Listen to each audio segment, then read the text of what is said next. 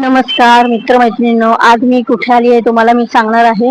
आणि मागच्या व्हिडिओमध्ये तुम्ही मी नवीन घर घेतले त्याच्याबद्दल मी थोडंफार तुम्हाला सांगितलंय. पुढे मी आणखीन व्हिडिओ दाखवणार आहे, पण त्यापूर्वी मला असं सांगायचं आहे की जसं घर घेणं सोपं नसतं तसं घर घेतल्यानंतर जे काही आपल्याला रॅशन कार्ड असेल, आधार कार्ड असेल किंवा पॅन कार्ड, वोटिंग कार्ड याच्या सर्व ऍड्रेस चेंज करणं, कोणाचे नाव कमी करायचे, कोणाचे नाव टाकायचे, यासाठी जे काही धक्के खावे लागतात ना, त्याचा अनुभव खूप वेगळा आहे.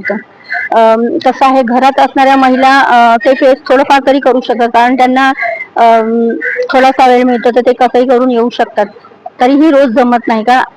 त्यांचं म्हणजे प्रवास खर्च पण भरपूर असतं आणि त्यापेक्षा प्रवास खर्च होतो, पण येऊन पटकन काम होईल असंही नसतं. महिनाभर निघून जातं. कधी हे पेपर आणा, कधी ते पेपर आणा, एकदाच सांगत नाही. त्याच्यामुळे खूप त्रास होत असतो.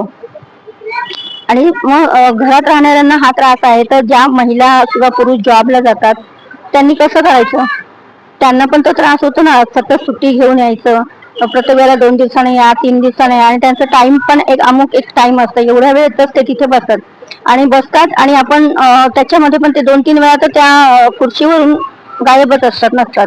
मग तिथे रांगेत उभं राहायचं आणि मग त्यात त्यांचा वेळ झाला तर ते आपले कागदपत्र पण घेत नाहीत, म्हणतात उद्या या.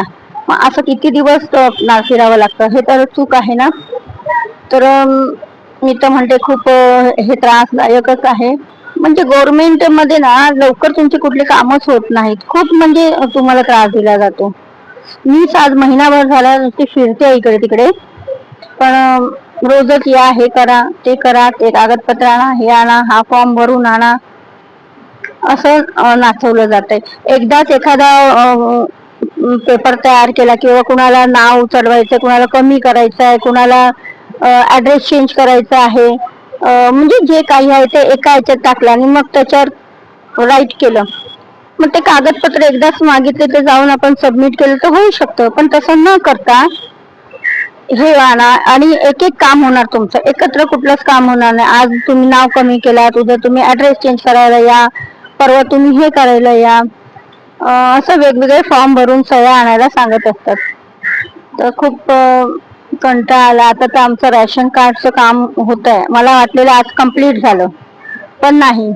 पुन्हा ते रॅशन जिथे तुमचा ऍड्रेस चेंज झालाय तिकडचं दुकानाचं याच्यावर हे करून आणा, ऍड्रेस टाकून आणा.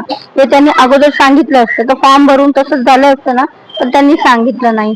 आता मी आले, मला वाटलं आज खूप म्हणजे रिलॅक्स झाली, तर आज हे काम कम्प्लीट झालं, पण आता परत फॉर्म भरायचा आणि घेऊन यायचंय.